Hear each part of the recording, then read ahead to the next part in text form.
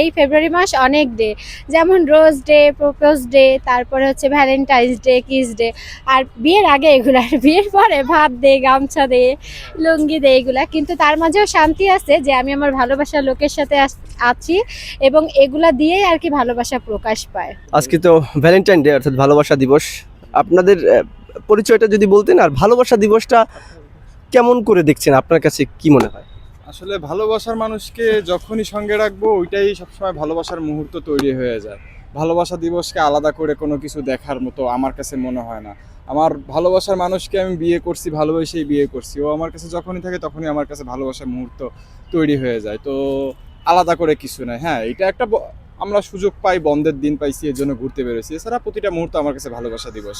না না, এটার ভিতরে আরো ভালোবাসা বেশি বাড়ছে, যে এগুলা দেয়া। আগে হয়তো জাস্ট হালকা পাতলা দেখা হয়তো, এখন প্রতিটা ক্ষণে তার সাথে থাকা। Thank you. ওয়েলকাম।